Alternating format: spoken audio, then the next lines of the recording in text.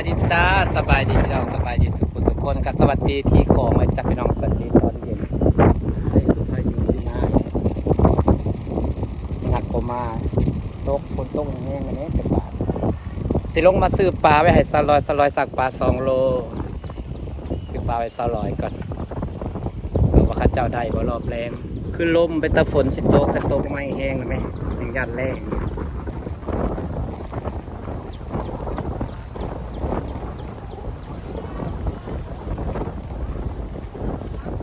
ซื้อปลาไปสลอกฝาปลากันอื่นสิไป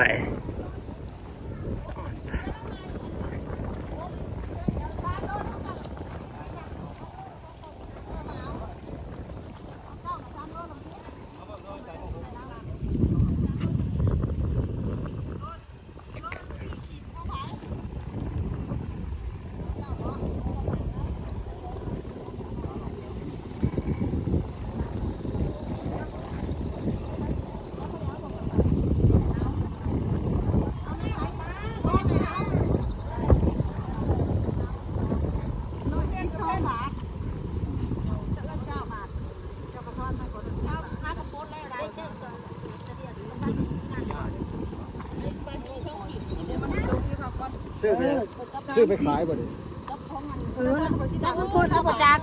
คนละปลาเลยจากได้จาก4 โลอยากไปเด้อโซนเบิ่งแน่ก่อนคืออยากเบิดแล้วบัดนี้คุณเอาลงมาขายปลาเหลตัวเดียวโล10 บาทจับมาเท่าไหร่10 บาทแล้วบัดตื้อมาเจอ20 บาทแล้วเด้เรือยังเต็มที่เกี่ยวจับบ่ต้องทอนจะตื้อให้ลูกเจ้าก็จะตีทัด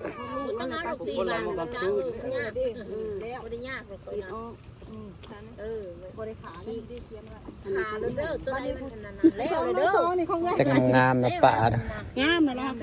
ปลาตัวใหญ่ๆแล้วก็บ่ขายให้ลุงหลัดน่ะป่ะเอาเงินไปเช้าให้เจ้างานนั่นพอจะเล่นอยู่นะฟ้าไปลูกค้าทับตู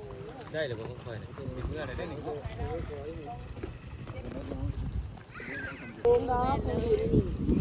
ก็คือพายุสิมาเนาะ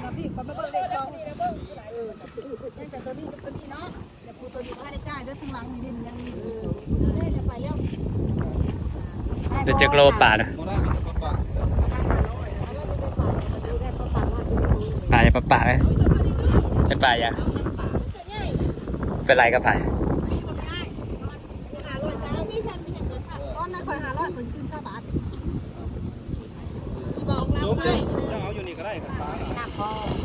ปบน้ำพองแล้วเนาะลมแมงผมมีแร่หรอกเงินกระดาษลงอะไรก็หากระจายกับปลากับกระจายกับปลา300เมื่อกี้กระทอด700มันนะ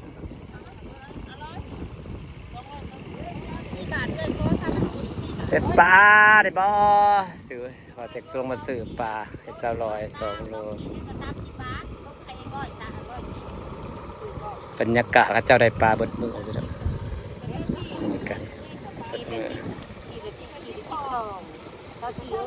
เอ็มอะไรขี่ละ15วะพี่โทรศัพท์ลงน้ำเอ็มอะไรขี่15เฮ้ยนี่มาตัวพ่อแล้วมันจะซื้ออยู่ได้4 โลเลยไงตัว4 โลเจ้าเสียนี่จะโลเนี่ยเตะตัว4 โลนี่เอาเนี่ยเอ้ยโลไปตัวเช้าบอยจะได้4 โลให้ทั้งโซ่ทั้งเซลล์ปล่อยโลไปบอกบ่อยซับไปให้กินแล้วซื้อไปฝากเขาบ่แล้วนะส้มตีแล้วมันถูกนะตัว4 โลคือสิทงน้อยได้ค่อยก็ยังสิว่าอยู่ตัวละ80แต่ว่าโลเท่าไหร่เอ้ย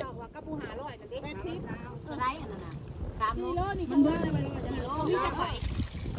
ไปใช้4 โลไปแม่คือป้าแตกเงินนะไป100ใช่มั้ย4 โล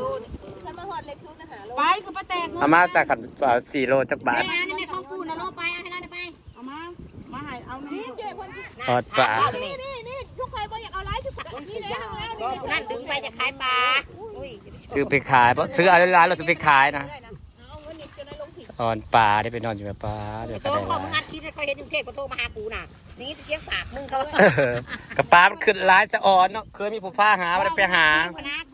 อยู่ที่บนงานคิดไปเขาแล้วก็ได้เสียงเฟิร์ดบริเอาได้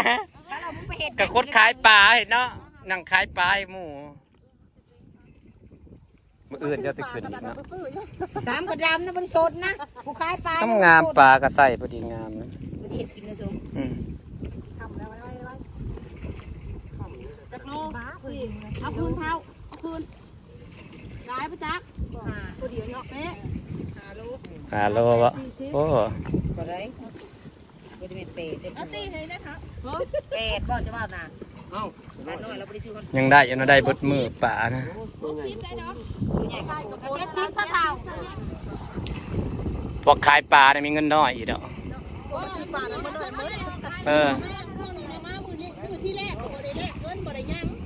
กับวันเดียวหัวมันสิหลายเนาะห้องว่าปลาสิมี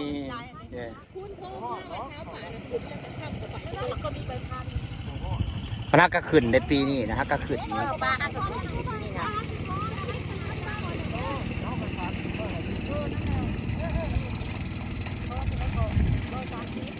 บ้านข่าวอันเขาเนียนได้ในญาติบ่ได้เงินน้ำปลาปลา170บ่170 บาทรวมทั้งผู้หาโลของกูน่ะ3507 โล5 โล70แล้วก็จื้อแล้วเงิน350แล้วก็ให้แล้วโลต้องแง่ปลาเชียวบ่ได้เอาออกจากขี้แห่เลยบัดนี้เอาไปแล้ว ปลาจะเอาซื้อแพะสลอยธรรมดาปืน เอานี่ เพิ่นมาซื้อปลาไปขายพี่น้องมาแต่บ้านธรรมดาไปเลยปลาได้เป็นกระสอบ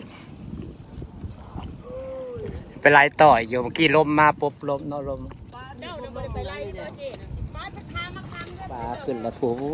ปลาหลายแต่หลายว่าปลาน้ำคลองไปน้องมีตรงงามซื้อไปสลอยมาซื้อใน2 โลว่าสันพอได้หาเองคือแต่ก่อนแล้วพี่น้องก็หาเองแต่ก่อนอย่างว่าเส้นนี้เอาไปฝากแต่ว่าซับไปให้อำมาลาเดี๋ยวซื้อไปฝากอำมาลาอยู่2 โลให้เพิ่นเลี้ยงสร้างเพราะว่าไปกินน้ำเพิ่นดุเลยซื้อไปให้เพิ่นมื้ออื่นเช้าจะซับไปให้เพิ่นมื้อนี้ว่าจะให้เขาจำว่าขุดคลองใส่ไก่ก็บ่ได้มาซ้ำยันมื้ออื่นเนี่ย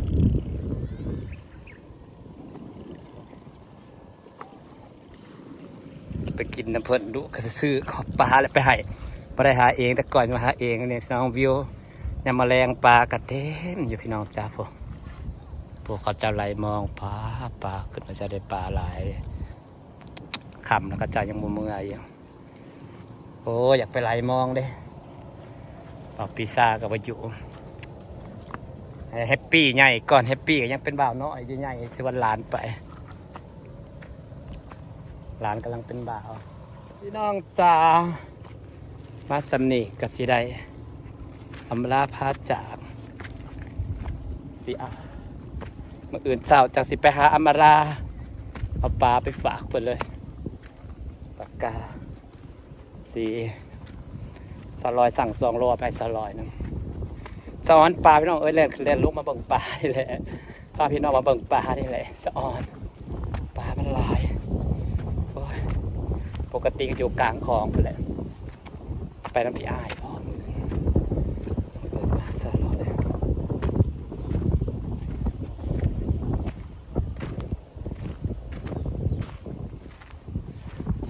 โอเคครับพี่น้องสบายดีเด้อ